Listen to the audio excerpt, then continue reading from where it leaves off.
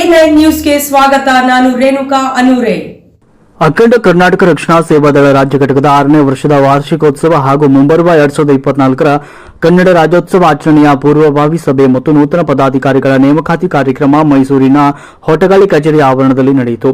ಕಾರ್ಯಕ್ರಮವನ್ನು ಸಂಸ್ಥೆಯ ರಾಜ್ಯಾಧ್ಯಕ್ಷ ಹಾಗೂ ವಕೀಲ ಸಿಂಹ ಶಿವಗೌಡ ಹಾಗೂ ರಾಜ್ಯ ಕಾನೂನು ಘಟಕದ ರಾಜ್ಯಾಧ್ಯಕ್ಷರ ಹಿರಿಯ ವಕೀಲ ಎಂ ಗುರುಪ್ರಸಾದ್ ಅವರು ಸಸಿಗೆ ನೀರುಣಿಸುವ ಮೂಲಕ ಕಾರ್ಯಕ್ರಮವನ್ನು ಉದ್ಘಾಟಿಸಿ ಸಂದರ್ಭದಲ್ಲಿ ಅಖಂಡ ಕರ್ನಾಟಕ ರಕ್ಷಣಾ ಸೇವಾದಳದ ರಾಜ್ಯಾಧ್ಯಕ್ಷ ಡಾಕ್ಟರ್ ಸಿಂಹ ಶಿವಗೌಡ ಅವರು ಮಾತನಾಡಿದರು.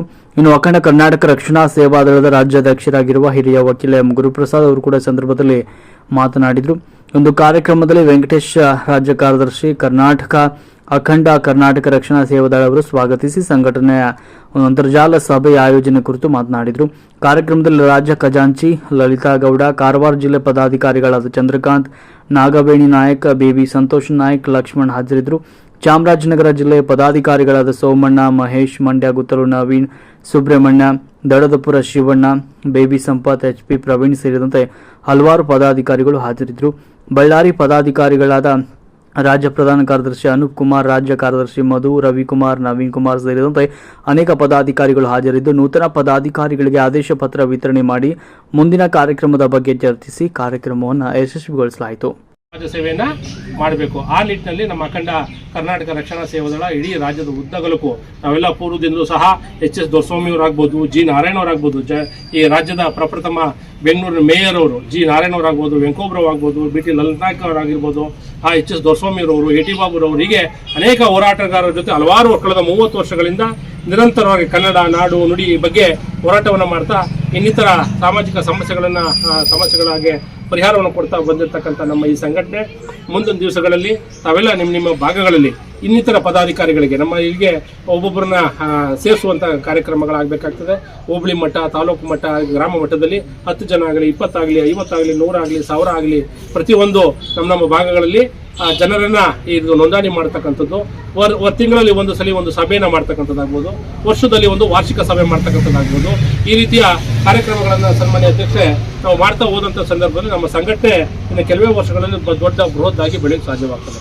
ರಾಜ್ಯ ಸರ್ಕಾರ, ಕೇಂದ್ರ ಸರ್ಕಾರ ಮಾಡೋ ಕಾರ್ಯಕ್ರಮಗಳು ಅವ್ರದ್ದು ಮಾಡ್ತಾರೆ.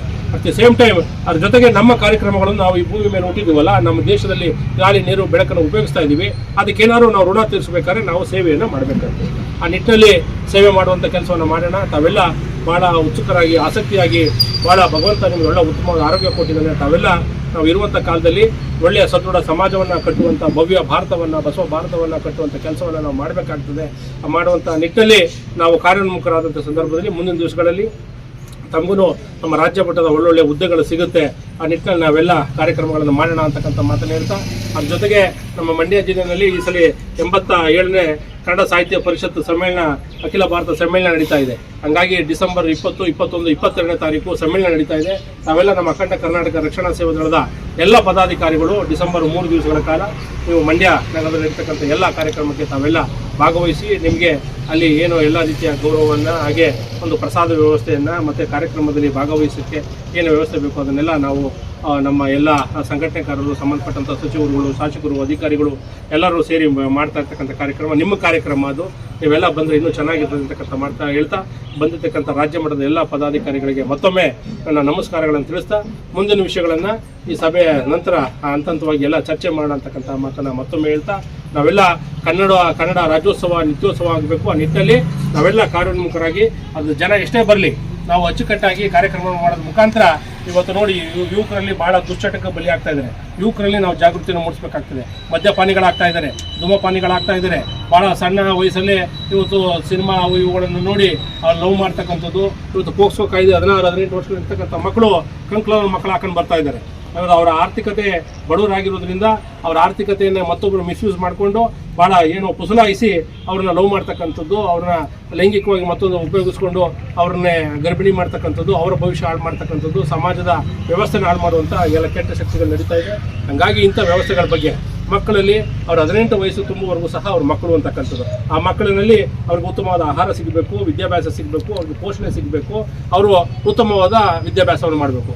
ಪುಸ್ತಕದಲ್ಲಿರ್ತಕ್ಕಂಥ ವಿಷಯ ಅವರ ಮಸ್ತಕಕ್ಕೆ ಹೋದರೆ ಅವರ ಮಸ್ತಕವೇ ಒಂದು ಪುಸ್ತಕ ಆಗ್ತದೆ, ಇಲ್ಲ ಪುಸ್ತಕದಲ್ಲೇ ಉಳ್ಕೊಂಡ್ಬಿಡ್ತದೆ. ಹಾಗಾಗಿ ಮಕ್ಕಳಿಗೆ ನಾವು ಒಳ್ಳೆ ವಿದ್ಯೆಯನ್ನು ಹೇಳಬೇಕಾಗ್ತದೆ. ಆ ನಿಟ್ಟಿನಲ್ಲಿ ನಾವೆಲ್ಲ ಕಾರ್ಯೋನ್ಮುಖರಾಗೋಣ. ಇದು ಸಬ್ಜೆಕ್ಟು ಭಾಳ ದೊಡ್ಡದು. ಏನು 64 ವಿದ್ಯೆ ಕಲ್ತಿರ್ಬೇಕು ಅಂತ ಹಂಗಾಗಿ ಸಂಘಟನೆ ಮಾಡ್ತಕ್ಕಂಥವ್ರು ಎಲ್ಲ ವಿಷಯಗಳಲ್ಲಿ ಕಾನೂನು ಆಗ್ಬೋದು, ಸಾಮಾಜಿಕ ಆಗ್ಬೋದು, ಧೈರ್ಯ ಆಗ್ಬೋದು, ಮತ್ತು ಇವತ್ತು ಸಾಕಷ್ಟು ಕಡೆ ಭ್ರಷ್ಟಾಚಾರ, ಕೆಲವು ಕಚೇರಿಗಳಿಗೆ ಓದಿ ಕೊಡ್ತಕ್ಕಂಥದ್ದು, ಹಾಗೆ ಸನ್ಮಾನ್ಯ ಅಧ್ಯಕ್ಷರ ಈಗ ಬಸವಣ್ಣವ್ರ ಬಗ್ಗೆ ಆಗ್ಬೋದು, ಅಂಬೇಡ್ಕರ್ ಅವ್ರ ಬಗ್ಗೆ ಆಗಿರ್ಬೋದು, ಹಾಗೆ ನಾಡಪ್ರಭು ಕೆಂಪೇಗೌಡ ಈ ದೇಶವನ್ನು ನಾಟನ್ನು ಕಟ್ತಂಥ ಬಸವಣ್ಣವರು 12ನೇ ಶತಮಾನ ಕನ್ನಡಕ್ಕೆ ಎಷ್ಟು ಒತ್ತು ದೃಷ್ಟಿಯಿಂದ ನಮ್ಮ ಅಖಂಡ ಕರ್ನಾಟಕ ರಕ್ಷಣಾ ಸೇವಾ ದಳದಲ್ಲಿ ಇರ್ತಕ್ಕಂಥ ಎಲ್ಲ ಪದಾಧಿಕಾರಿಗಳು ಪ್ರತಿ ದಿವಸ 8 ಗಂಟೆಗಳ ಕಾಲ ಸಮಾಜ ಸೇವೆನ ಮಾಡಬೇಕು. ಏನು ಸಮಾಜ ಸೇವೆ ಅಂತಂದರೆ ಏನು ಬೆಳಗ್ಗೆ ಎದ್ದ ತಕ್ಷಣ ಯಾರು ಬಸವಣ್ಣವ್ರು ಹೇಳಿದಾಗ ಇವನಾರವ ಎಂದೆನಿಸಿದಿರಯ್ಯ, ಇವ ನಮ್ಮವ ಎಂದೆನಿಸಯ್ಯ ಕೂಡಲ ಸಂಗಮ ದೇವ ಅಂತಕ್ಕಂಥ ಮಾತು. ಯಾರನ್ನೇ ಆಗಲಿ ಇವನು ಆ ಜಾತಿ ಈ ಜಾತಿ ಧರ್ಮ ಮೇಲು ಕೀಳು ವರ್ಣಭೇದ ಜಾತಿ ಭೇದ ಬಣ್ಣಗಳ ಭೇದಗಳು ಮಾಡಬೇಡ, ನಾವೆಲ್ಲ ಜಗತ್ತಿನಲ್ಲಿರ್ತಕ್ಕಂಥ ಮನುಷ್ಯರೆಲ್ಲ ಒಂದೇ ಅಂತಕ್ಕಂಥ ಮನಸ್ಥಿತಿಯನ್ನು ನಾವು ಮೊದಲು ಮಾರ್ಪಾಡು ಮಾಡ್ಕೊಳ್ತೀವಿ ಅಲ್ವಾ. ಅದ್ರ ಜೊತೆಗೆ ದಯವೇ ಧರ್ಮದ ಮೂಲವಯ್ಯ ಅಂತ. ಧರ್ಮದ ಮೂಲವ ಯಾವುದಪ್ಪ ಅಂತ ಹೇಳಿದ್ರೆ ದಯೆ ಅಂತಕ್ಕಂಥದ್ದು, ಕೈಂಡ್ನೆಸ್ ಅಂತಕ್ಕಂಥದ್ದು. ಆ ದಯೆಯನ್ನು ನಮ್ಮ ಮನಸ್ಸೊಳಗಡೆ ಇಟ್ಕೋಬೇಕಾಗ್ತದೆ ಅಲ್ವೇ. ಅದೆಲ್ಲದಕ್ಕಿಂತ ಹೆಚ್ಚಾಗಿ ಕಾಯಕವೇ ಕೈಲಾಸ ಅಂತ ಹೇಳೋದು, ವರ್ಕ್ ಈಸ್ ವರ್ಷಿಪ್ ಅಂತಕ್ಕಂಥದ್ದು ಹೇಳೋದು. ಕಾಯಕದಿಂದ ಕೈಲಾಸವನ್ನು ಕಾಣಬೇಕಾಗ್ತದೆ.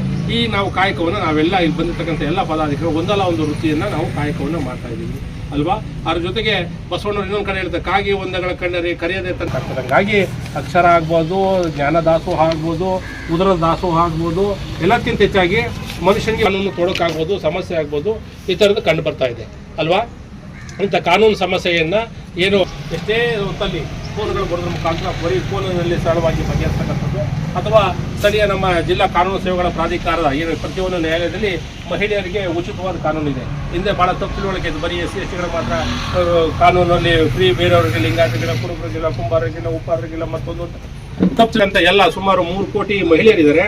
ನಿಮ್ಗೆ ಯಾವುದೇ ಥರದ ಕ್ರಿಮಿನಲ್ ಆಗ್ಬೋದು, ಸಿವಿಲ್ ಆಗ್ಬೋದು, ಡೊಮೆಸ್ಟಿಕ್ ವೈಲೆನ್ಸ್ ಆಗ್ಬೋದು, 125 CRPC ಆಗ್ಬೋದು, ಗಂಡ ಜೀವನಾಂಶ ಕೊಡದೆ ಆಗ್ಬೋದು, ಮನುಷ್ಯ ಇತರರು ಯಾರು ನಿಮ್ಮನ್ನು ಕೆಕ್ಕರಿಸ್ಕೊಂಡು ನೋಡಿ ಮಾನವ ಹಕ್ಕುಗಳು ಉಲ್ಲಂಘನೆ ಆಗೋ ರೀತಿಯಲ್ಲಿ ಹೀಯಾಳಿಸಿದರೆ, ಕಿರುಕುಳ ಕೊಟ್ಟಿದ್ರೆ, ಮಾನವ ಹಕ್ಕುಗಳು ಉಲ್ಲಂಘನೆ ಆಗಿದ್ರೆ, ಮಾನವ ಮೌಲ್ಯ ಕುಸಿದ್ರೆ, ಎಂತಹ ಸಮಸ್ಯೆಗೂ ಸಹ ನೀವು ಕಾನೂನು ಸೇವೆಗಳ ಪ್ರಾಧಿಕಾರದಲ್ಲಿ ಉಚಿತವಾಗಿ ಲಾಯರ್ನ ಇಟ್ಟು ಮಹಿಳೆಯರಿಗೆ ಉಚಿತವಾಗಿ ನಿಮಗೆ ಕಾನೂನನ್ನು ಸಲಹೆಯನ್ನು ಕೊಟ್ಟು ನಿಮ್ಮ ಆತ್ಮಸ್ಥೈರ್ಯವನ್ನು ಹೆಚ್ಚು ಮಾಡ್ತಕ್ಕಂಥದ್ದು, ನಿಮ್ಮ ಜೀವನದ ಒಂದು ಬೆಳಕು ಮಾಡ್ತಕ್ಕಂಥ ಒಂದು ಕಾನೂನು ಅಲ್ವಾ. ಅದನ್ನು ಉಪಯೋಗಿಸ್ಕೊಳ್ಳೋಕ್ಕೆ ನಮ್ಮಂಥ ಈ ಸಂಘಟನೆಯಲ್ಲಿ ಮಹಿಳೆಯರು ಹೆಚ್ಚಿನ ಸಂಖ್ಯೆಯಲ್ಲಿ ಸೇರಬೇಕಾಗ್ತದೆ. ಒಂದು ಪುರುಷರಿಗೂ ಸಹ ಆರ್ಥಿಕವಾಗಿ ಏನು 2 ಲಕ್ಷಕ್ಕಿಂತ ಕಡಿಮೆ ಇರ್ತಕ್ಕಂಥ ಆರ್ಥಿಕ ಪರಿಸ್ಥಿತಿ ಕಮ್ಮಿ ಇರ್ತಕ್ಕಂಥವ್ರಿಗೆ ಉಚಿತವಾಗಿ ಕಾನೂನು ಸೇವೆಗಳ ಪ್ರಾಧಿಕಾರ ರಾಜ್ಯದ ಎಲ್ಲ ತಾಲೂಕುಗಳಲ್ಲೂ ಉಚಿತ ಕಾನೂನು ಸೇವೆ ಮತ್ತು ಕ್ಲಿನಿಕ್ ಅಂತ ಬೋರ್ಡ್ ಹಾಕಿದ್ರೆ ಅಲ್ಲಿ ಕೊಡುವಂಥ ವ್ಯವಸ್ಥೆ ಇದೆ.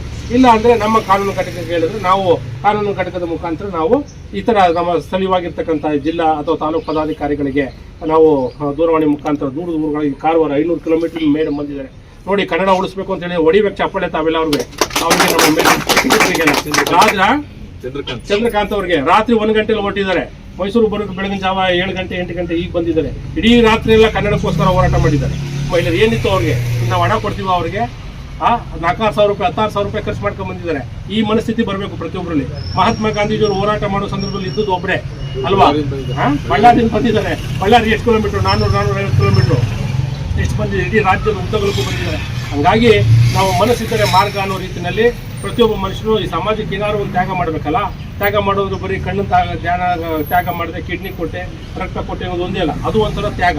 ಅದ್ರ ಜೊತೆಗೆ ಒಂದು ಸಸಿ ನೆಡ್ತಕ್ಕಂಥದ್ದು, ಮರ ನೆಡ್ತಕ್ಕಂಥದ್ದು, ಹಸಿದವ್ರಿಗೆ ಆಹಾರ ಕೊಡ್ತಕ್ಕಂಥದ್ದು, ಕೆಲಸ ಇಲ್ಲದವ್ರಿಗೆ ಕೆಲಸ ಕೊಡುವಂಥದ್ದು ಅಲ್ವಾ. ಪ್ರತಿಯೊಬ್ಬರಿಗೆ ಯಾವುದೇ ಒಂದು ಸಮಸ್ಯೆಗೆ ಪರಿಹಾರವನ್ನು ಕಂಡುಹಿಡ್ಕೊಡ್ತಕ್ಕಂಥದ್ದು ಒಂದು ಕೆಲಸ.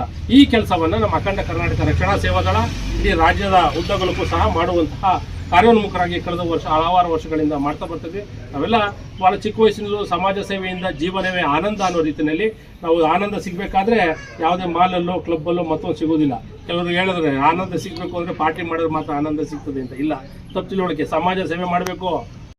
ಹಾಗಾಗಿ ನಿಮ್ಮೆಲ್ಲರಿಗೂ ಮತ್ತೊಮ್ಮೆ ನಾವು ಧನ್ಯವಾದಗಳನ್ನು ಮತ್ತು ಸ್ವಾಗತವನ್ನು ಕೋರಿ, ಇವತ್ತು ಸಭೆ ಏನಪ್ಪ ಮುಖ್ಯ ಉದ್ದೇಶ ಅಂತಂದರೆ, ನಮ್ಮ ಸಂಘಟನೆ ಪ್ರಾರಂಭವಾಗಿ ಈ ಒಂದು ನವೆಂಬರ್ 3ನೇ ತಾರೀಕಿಗೆ 6 ವರ್ಷ, ಮತ್ತು ಅವರು ಏನೇನೋ ಸಮಸ್ಯೆಗಳು ತೊಗೊಂಡ್ಬರ್ತಾರೆ. ಅವರು ಆ ಸಮಸ್ಯೆಗಳು ಬಗೆಹರಿಸೋ ತನಕ ಸ್ವಲ್ಪ ದಿವಸ ಇರ್ತಾರೆ, ಆಮೇಲೆ ಬಿಟ್ಟು ಹೋಗ್ತಾರೆ. ಈ ಥರ ಆಗ್ತಾಯಿದೆ. ಈಗ ನಮ್ಮ ಸಂಘಟನೆಯನ್ನು ಸಕ್ರಿಯವಾಗಿ ಎಲ್ಲ ಜಿಲ್ಲೆ ಮತ್ತು ತಾಲೂಕುಗಳಲ್ಲಿ ಬಲಪಡಿಸಬೇಕು. ಹಾಗೆ ನೂತನ ಪದಾಧಿಕಾರಿಗಳನ್ನು ನೇಮಕ ಮಾಡಬೇಕು. ಮತ್ತು ಯಾರ್ಯಾರಿಗೆ ಆಸಕ್ತಿ ಇಲ್ಲೋ ಅಂಥವ್ರನ್ನೆಗಳನ್ನು ಮಾಡ್ಕೊಂಡು ಬಂದಿದ್ವಿ. ಮತ್ತು ಎಲ್ಲ ಕಡೆ ಒಂದು ಪ್ರಖ್ಯಾತಿಯಾಗಿದೆ.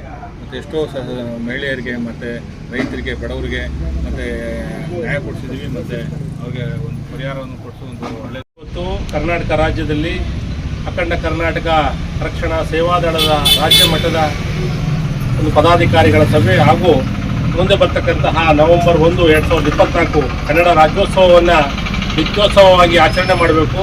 ಇಡೀ ರಾಜ್ಯಾದ್ಯಂತ ಇರ್ತಕ್ಕಂಥ 6.5-7 ಕೋಟಿ ಜನರಲ್ಲಿ ಕನ್ನಡದ ಬಗ್ಗೆ ಜಾಗೃತಿಯನ್ನು ಮೂಡಿಸಬೇಕು, ಕನ್ನಡವನ್ನು ಸ್ಪಷ್ಟವಾಗಿ ಮಾತಾಡಬೇಕು, ಕನ್ನಡವನ್ನು ಬಳಕೆ ಮಾಡಬೇಕು, ಕನ್ನಡವೇ ಏನು ನಿತ್ಯೋತ್ಸವ ಮಾಡಬೇಕು ಅಂತಕ್ಕಂಥ ಉದ್ದೇಶದಿಂದ ನಮ್ಮ ಅಖಂಡ ಕರ್ನಾಟಕ ರಕ್ಷಣಾ ಸೇವಾ ದಳದ ರಾಜ್ಯಾಧ್ಯಕ್ಷರು ಹಾಗೂ ಮಾಜಿ ಸೈನಿಕರು ಹಾಗೂ ಹಿರಿಯ ವಕೀಲರಾದಂಥ ಸನ್ಮಿತರಾದಂಥ ಸನ್ಮಾನ್ಯ ಶ್ರೀ ಸಿಂಹ ಶಿವಗೌಡ್ರೆ, ಹಾಗೆ ವೇದಿಕೆಯಲ್ಲಿರ್ತಕ್ಕಂತಹ ನಮ್ಮ ಕರ್ನಾಟಕ ರಾಜ್ಯದ ಈ ಕಾರವಾರ ಭಾಗದಿಂದ ಬಂದಿರತಕ್ಕಂತಹ ಏನು ಅಕ್ಕಮಹಾದೇವಿಯವರ ಥರ ಏನು ಮಹಿಳೆಯ ಹೋರಾಟಗಾರ್ತಿ ಆಗಿರ್ತಕ್ಕಂತಹ ಸನ್ಮಾನ್ಯ ಶ್ರೀಮತಿ ಶರಣ ಬೇಬಿರವರೇ, ಹಾಗೆ ನಮ್ಮ ಅನೂಪ್ರವರು ಭಾಳ ಈ ಕರ್ನಾಟಕ ರಾಜ್ಯಾದ್ಯಂತ ಅನೇಕ ಭಾಗಗಳಲ್ಲಿ ಸಂಚಾರ ಮಾಡ್ತಕ್ಕಂಥ ಅನೂಪ್ರವರೇ, ಹಾಗೆ ನಮ್ಮ ಚಾಮರಾಜನಗರದಿಂದ ಬಂದಿರತಕ್ಕಂಥ ಎಲ್ಲ ಪದಾಧಿಕಾರಿಗಳೇ, ಹಾಗೆ ನಮ್ಮ ಮಹೇಶ್ ಅವರೇ, ಮಧುರವರೇ, ಹಾಗೆ ಚಾಮರಾಜನಗರ ಬಂದಿರತಕ್ಕಂಥ ನಮ್ಮ ಮಹೇಶ್ ಅವರೇ ಹಾಗೂ ಸೋಮಣ್ಣನವರೇ, ಹಾಗೂ ವಿವಿಧ ಜಿಲ್ಲೆ ಕಾರವಾರ ಆಗಿರ್ಬೋದು, ಬೆಂಗಳೂರು ಆಗಿರ್ಬೋದು, ಹಾಗೂ ಮೈಸೂರು ಹಾಗೂ ಅನೇಕ ಭಾಗಗಳಿಂದ ಬಂದಿರತಕ್ಕಂಥ ಎಲ್ಲ ರಾಜ್ಯ ಮಟ್ಟದ ಪದಾಧಿಕಾರಿಗಳೇ, ಭಾಳ ಮುಖ್ಯವಾಗಿ ನಾವು ಗಮನಿಸಬೇಕಾದೇನಪ್ಪ ಅಂತ ಹೇಳಿದ್ರೆ, ಮನುಷ್ಯ ಹುಟ್ಟಿನಿಂದ ಸಾಯುವವರೆಗೆ ಒಂದಲ್ಲ ಒಂದು ವೃತ್ತಿ ನಾವಿದ್ದೀವಿ. ಒಬ್ಬರು ವಕೀಲರಾಗಿದ್ದೀವಿ, ಒಬ್ಬರು ಡಾಕ್ಟರ್ ಆಗಿದ್ದಾರೆ, ಒಬ್ಬರು ಆಟೋ ಓಡಿಸ್ತಾರೆ, ಮತ್ತೊಬ್ಬರು ಶೆನೋಗ್ರಾಫರ್ ಆಗಿದ್ದಾರೆ, ಮತ್ತೊಬ್ಬರು ರಾಜಕಾರಣದಲ್ಲಿದ್ದಾರೆ, ಮತ್ತೊಬ್ಬರು ಇನ್ನಿತರ ದಿನನಿತ್ಯಚರ್ಯಗಳಲ್ಲಿ ಭಾಗಿಯಾಗಿದ್ದಾರೆ. ಆದರೆ ಅದು ಅವರ ವೈಯಕ್ತಿಕ ಆಯಿತು. ಆದರೆ ಈ ಕನ್ನಡ ನಾಡಲ್ಲಿ ಹುಟ್ಟಿ ಕನ್ನಡಕ್ಕೋಸ್ಕರ ಏನಾದ್ರು ಒಂದು ಸೇವೆ ಮಾಡಬೇಕಲ್ಲ, ಆ ದೃಷ್ಟಿಯಿಂದ ದಿನದಲ್ಲಿ 24 ಗಂಟೆಯಲ್ಲಿ ಭಗವಂತ ಹೇಳ್ದಂಗೆ ಪ್ರಕೃತಿ ನಿಯಮ ಇರೋ ರೀತಿಯಲ್ಲಿ 8 ಗಂಟೆ ನಿದ್ದೆ ಮಾಡಬೇಕು, 8 ಗಂಟೆ ಕಾರ್ಯ ಚಟುವಟಿಕೆಗಳನ್ನು ಮಾಡಬೇಕು. ನಿರಂತರ ಸುದ್ದಿಗಳಿಗಾಗಿ ನೋಡ್ತಾ ಇರಿ A9 ನ್ಯೂಸ್.